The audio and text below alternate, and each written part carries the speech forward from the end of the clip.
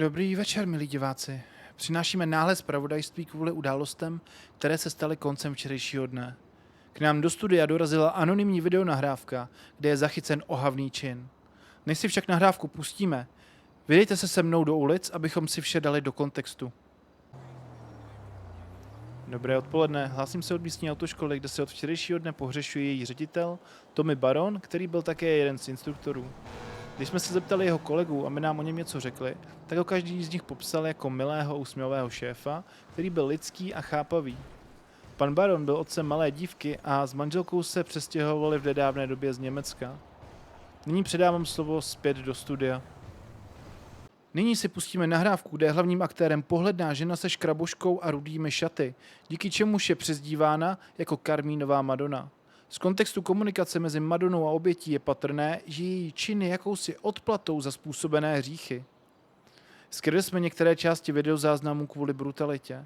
Opravdu nedoporučujeme sledování slabším povahám. Tak jo, Paloušku, začneme. Co? Jo, paní. Těšíš se? Jo. Těšíš se?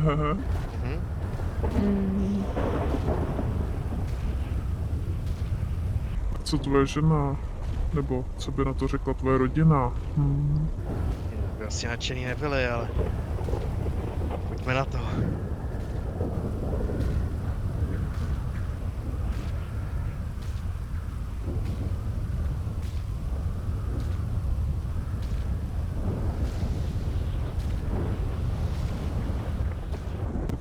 Aha, Jak to máš rád? je to na vás, paní, já budu dělat všechno, co řeknete. Jo. Jo. Potrestejte mě. Chceš potrestat, jo? Ano, ano. Jak moc chceš potrestat? Řekni mi to. Hodně, paní, hodně. Ah! Ah! Ještě víc? Paní, ano. A co to tvoje žena? Dozví se to nebo ne? Ne, řekl, že jsem se odřel někde v práci.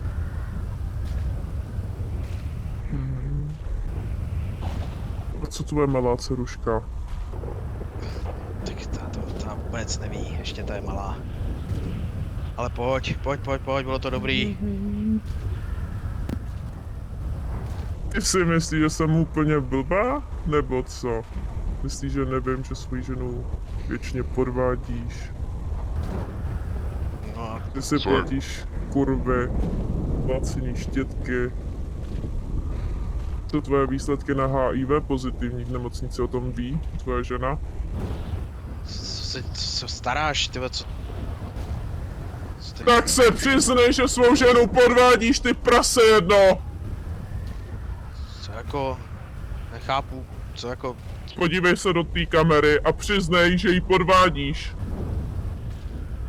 ale to ukončíme asi, ne, tady to, jako, tyhle, já jsem si to jako nepředstavoval.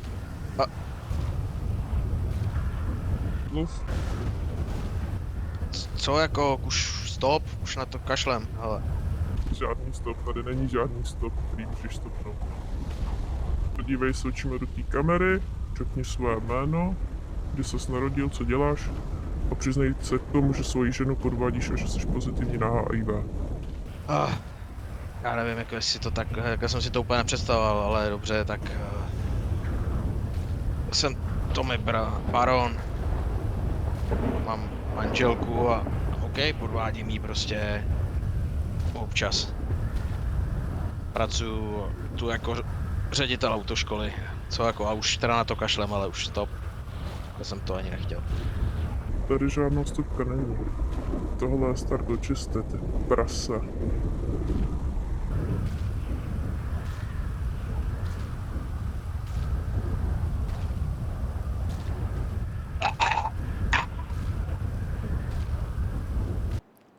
Rádi bychom vyjádřili upřímnou soustrast pozůstalým. Přestože byl oběť hříšníkem, tak to zemřít se nikdo nezaslouží.